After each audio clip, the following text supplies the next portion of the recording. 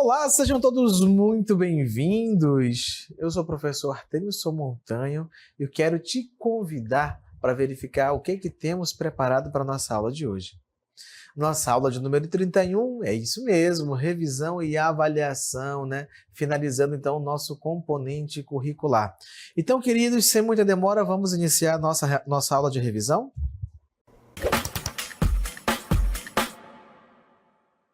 Na nossa aula, nós vamos verificar um pouco a respeito do período da ditadura militar ou ditadura civil-militar, que também pode ser chamada assim, né? Por conta da participação de setores civis da sociedade que, de fato, apoiaram o golpe militar de 1964, fazendo com que tivéssemos estabelecido no Brasil de 1964 até 1985 o chamado período da ditadura militar.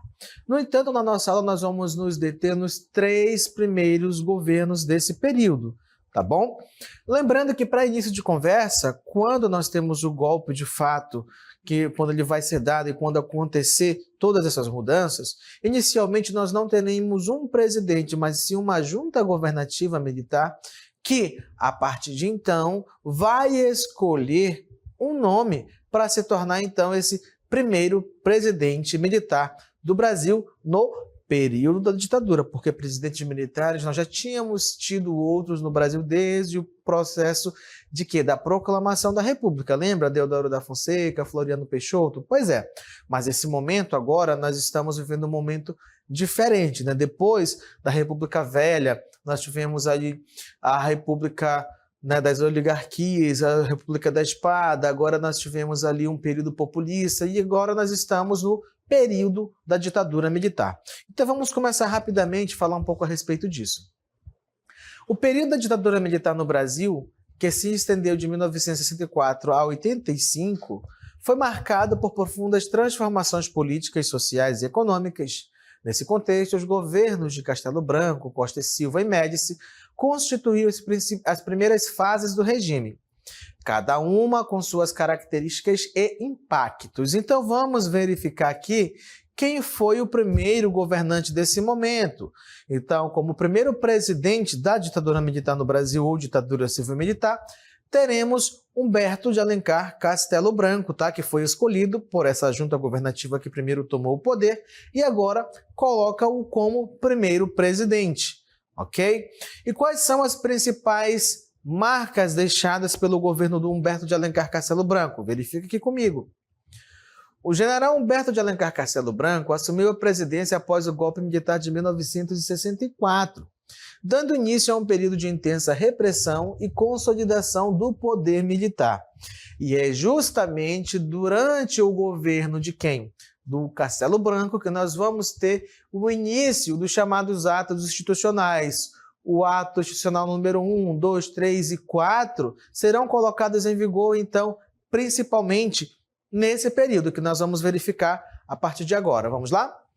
Então, um dos instrumentos mais poderosos da repressão, o AI-1, suspendeu garantias constitucionais e permitiu prisões arbitrárias e cassou mandatos políticos, né?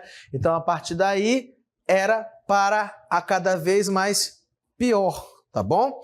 Então, nós vamos ter nesse momento aí, por exemplo, o AI-1 colocando que a escolha do presidente passaria a ser de modo indireto. Nós vamos ter depois ali o AI-2 tirando de vez a questão do multipartidarismo, estabelecendo o bipartidarismo. Depois no AI-3 a gente vai ter, por exemplo, também a extinção do voto direto para prefeitos e governadores. E assim, uma sucessão de fatores vai continuar acontecendo, como por exemplo no AI-4 vai ser autorizada a instituição de uma nova Constituição para o Brasil, que vai ser a Constituição de 1967 dentro do período militar. Mas nós vamos ter ainda alguns outros problemas associados, por exemplo, à continuação da criação desses atos institucionais, como por exemplo o ato institucional número 5, né, que foi o mais duro daquele momento. Tá bom? Então, nós tivemos ao todo 17 atos institucionais sendo colocados em vigor. No entanto, apesar de ter começado no governo do Castelo Branco, o AI-5 ele vai ser colocado em vigor ali no momento do governo do Costa e Silva, tá bom? Que vai marcar, então, o processo de endurecimento cada vez mais forte desse regime. E quais são as principais prerrogativas do ato institucional número 5? Vamos verificar aqui, ó. Primeiro, fechar o Congresso Nacional, assim as Assembleias Legislativas Estaduais e as Câmaras de Vereadores e Municipais. O que mais? Decretar a intervenção do governo federal nos municípios e estados e nomear interventores para esses de acordo com os interesses presidenciais, ou seja, governadores não existem mais, prefeitos também mais não. Existem os chamados interventores, que eram pessoas escolhidas a dedo pelo governo, pessoas que se assemelhavam, ou melhor, que estavam, na verdade, totalmente alinhadas com seus interesses políticos e militares nesse momento, e que eram convocados, então, como pessoas de confiança para dirigir estados e municípios. O que mais que nós vamos ter? Cassar mandatos políticos de deputados, senadores e vereadores. Suspender os direitos políticos dos cidadãos. O que mais vamos ter? Decretar estado de sítio sem necessitar da aprovação do legislativo. O que é o estado de sítio? Como se tivesse, por exemplo, uma ameaça externa de guerra com um inimigo ali presente que deveria ser combatido. Então, todo mundo fica em alerta, qualquer um pode ser convocado para o exército e o exército, nesse momento, tem plenos poderes de governo. Tá? Então, de modo bem simplificado, isso seria o estado de sítio. E na cabeça dos militares nesse momento, existia um grande inimigo externo que deveria ser combatido a todo custo, que era o comunismo. Além de que mais nós vamos ter como medidas, pode voltar aí, apreender recursos de cidadãos. Então, você é considerado subversivo, tudo que é seus bens, tudo de bens que você tinha poderia ser apreendido e o Estado tomaria de conta no seu lugar. Além disso, por meio do AI-5, decretava-se o quê? A proibição do direito de habeas corpus àqueles que fossem acusados de cometer crimes políticos. Nesse momento, o crime político era você simplesmente ser contra o que o governo ditava, tá bom? Qualquer coisa, qualquer forma de manifestação contrária aos interesses do governo, aos ideais do governo, era crime e você poderia ser severamente punido. O que mais? Desobrigação do governo de ter que explicar à justiça qualquer ação realizada com base no AI-5. Afinal de contas, o país estaria em estado de sítio. Então, o exército, as forças militares tinham total autonomia e poder para fazer o que quisessem. Mas, nesse momento também, o Castelo Branco vai se deter com as questões, por exemplo, de tentar arrumar a situação financeira do país. E vai propor reformas financeiras, como, por exemplo, aqui nós vamos verificar, Castelo Branco implementou um conjunto de reformas econômicas liberais com o objetivo de estabilizar a economia e atrair investimentos estrangeiros, como, por exemplo, ele colocou o chamado PAEG, né, que tinha como finalidade estabilizar a economia, né, ou seja, acabar com a inflação e ainda também evitar o endividamento do país, tanto interno quanto externo. Só que ao fazer isso, congelando preços, né, congelando salários e também colocando leis que facilitavam o processo de demissão dos funcionários pelos patrões, ele acabou te dando um tiro no próprio pé. E isso gerou cada vez mais insatisfação, não só da população, quanto também de outros políticos que paravam de lhe apoiar e cada vez mais se colocavam contra ele, tá bom? Então, continuando, nós vamos ter também o aumento da censura, né? A censura à imprensa e aos meios de comunicação foi intensificada, limitando a liberdade de expressão. Então, qualquer pessoa que pudesse ser uma ameaça, um subversivo que falasse mal do governo, era censurado, tanto na questão da produção, das produções artísticas como pintura, teatro, música principalmente, que eram as principais formas de propagação de arte nesse momento, nos festivais de música e nos rádios, passavam a ser extremamente censurados. Ou seja, o exército ficava de olho para saber se daquilo que estava sendo aprovado tinha ou não algum teor que falasse mal do governo. Ok? Continuando então, quando Humberto de Alencar Castelo Branco finalmente sai de cena por conta das pressões e da insatisfação que havia contra a sua pessoa e é tirado do cargo, um novo governante é escolhido. Dessa vez teremos quem? Arthur da Costa e Silva, que vai ser o nosso segundo presidente do período militar. E vamos verificar então o que vai ter de marca importante desse momento. Primeiro, nós vamos perceber que vai haver um processo de radicalização do regime. Vamos entender, me acompanha como vai haver essa radicalização.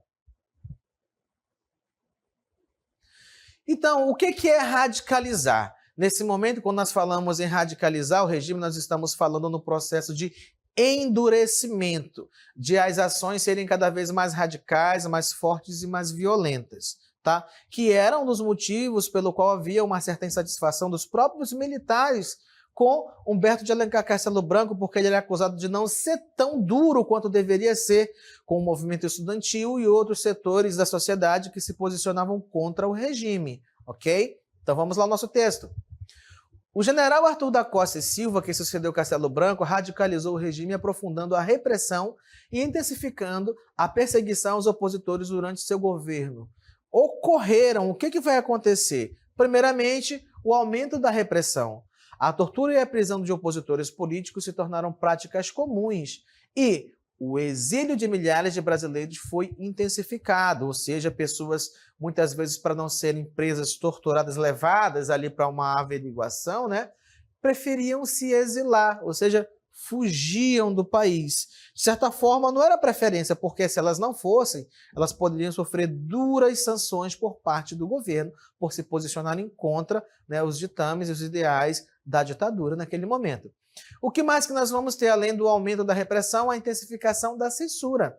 A censura se estendeu de diversas áreas, né, em diversas áreas da vida cultural, como o cinema, a música e a literatura, onde muitos cantores utilizavam o duplo sentido nas letras das músicas para mascarar a sua verdadeira intenção em criticar o governo, ok? Como, por exemplo, música Para Não Dizer Que Não Falei de Flores, né? Eu Sou a Mosca, do Raul Seixas, e por aí vai uma série de tantas outras músicas.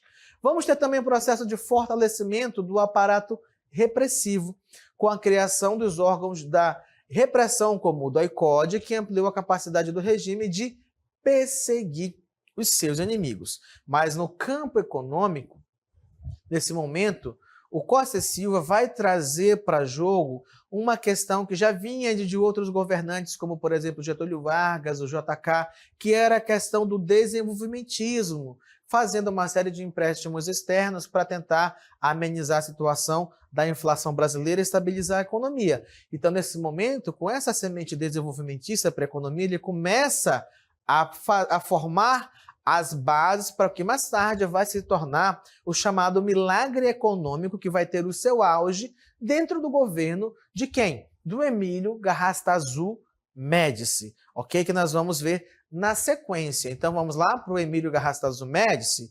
Então quero apresentar para vocês aqui este senhor, que é o Emílio Garrastazu Médici, que é também um dos mais...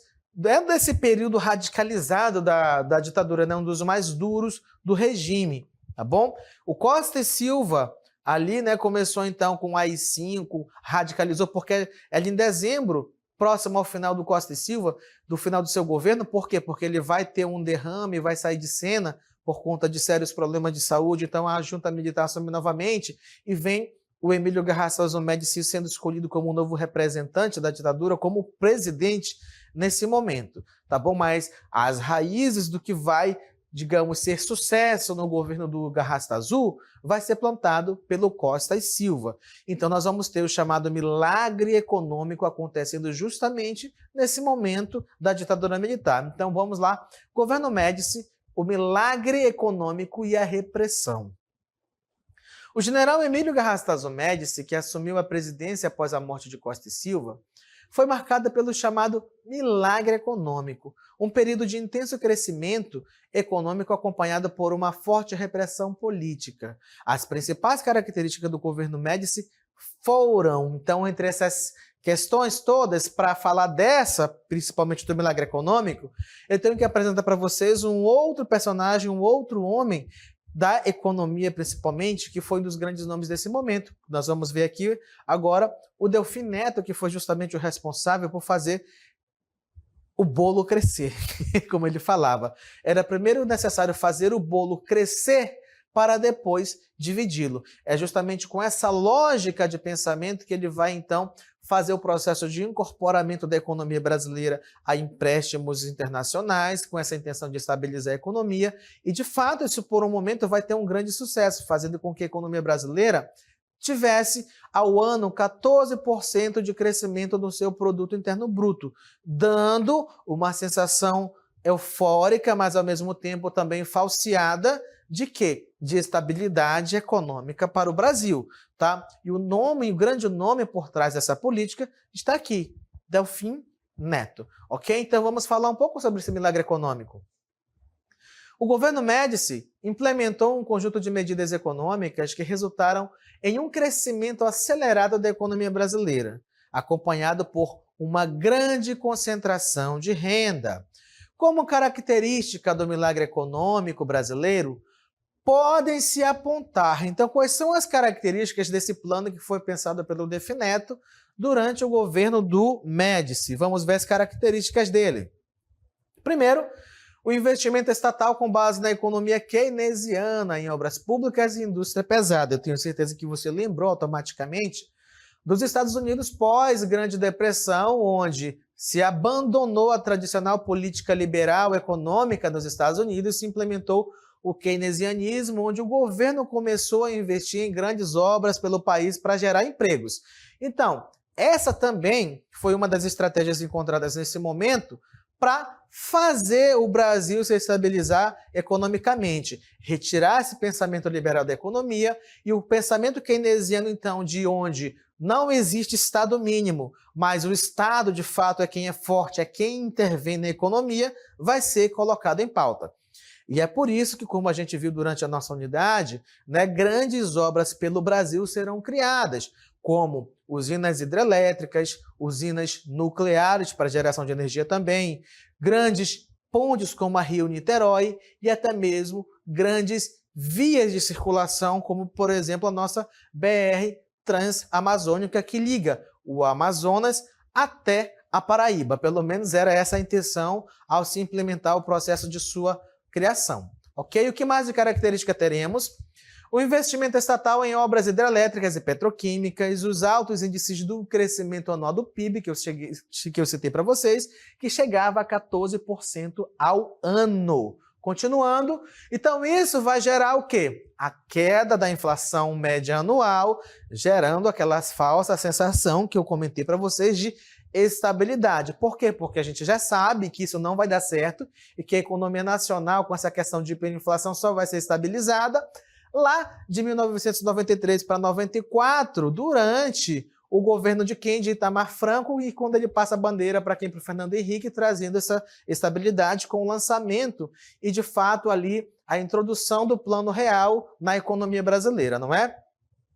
Mas nós ainda teremos como característica desse momento o aumento da arrecadação tributária, salários e poder de compra da população também vai aumentar por conta disso, e a construção de grandes obras públicas como a usina de Itaipu e a Transamazônica que a gente viu, né? A Itaipu, que é uma obra, né, de cunho binacional, ou seja, ela é realizada em cooperação entre o Brasil e o Paraguai, ali, com dois países investindo de modo muito grande nessa usina, porque 86,3% da energia fornecida para o Paraguai vem dessa usina e 8,6% vem para o Brasil, ou seja, o Paraguai depende muito mais dessa usina do que o próprio Brasil. Mas para quem recebe essa eletricidade, isso é muito importante, porque você já imaginou, vivendo hoje em pleno ano que nós nos encontramos aqui, 2024, se você não tivesse energia elétrica, o que seria da gente aqui para transmitir essa aula para você sem energia elétrica, não é? Não ia rolar muita coisa legal, não é? Continuando, então, vamos ter ainda um processo de intensificação maior da repressão nesse momento no governo do Médici, onde, apesar do crescimento econômico, a repressão política continua intensa, com a ocorrência de diversas operações de combate à guerrilha e a prisão de milhares de opositores. No entanto, o Médici também vai se valer de uma outra forma de proporcionar essa sensação de estabilidade econômica, que vai ser justamente a propaganda, como a gente vai ver. O governo Médici utilizou intensamente a propaganda para promover a imagem do regime e ocultar os crimes cometidos pela ditadura. Como, por exemplo, a gente vai ver no nosso encarte, onde nós vamos ter o slogan ali, Brasil, ame-o ou deixe, ou seja, ou você se alinha aos ditames do governo, você pode ser exilado ou até mesmo desaparecer, né, depois de ser levado para uma investigação. Então ali nós temos, por exemplo, manchetes Cruzeiro, o Caneco é Nosso, Pra Frente Brasil, 7 de setembro, Dia da Pátria. Então era exaltado o patriotismo do Brasil. Ou seja, você é um brasileiro de verdade se você exalta a sua nação e se você está de acordo com os ditames da ditadura, do governo. Inclusive, ele usou, né, a Copa de 1970 ali para dizer, olha, o Brasil ganhou a Copa porque está estável e isso é trabalho do nosso governo, ou seja, a ditadura militar, nesse momento, você tentava trabalhar a imagem dela como a melhor forma de governo possível para o Brasil, sendo capaz, inclusive, de ganhar uma Copa, tá bom? Então era essa a forma de ele trazer a mente das pessoas para mais perto dele, trabalhando através da propaganda, ok? Então, os governos de Castelo Branco, Costa Silva e Médici foram fundamentais para a instauração e consolidação da ditadura militar no Brasil. A repressão política, a violação dos direitos humanos, as profundas transformações econômicas e sociais marcaram esse período da história brasileira. Então, queridos, é isso. A gente vai parando por aqui. Essa foi a nossa aula de hoje.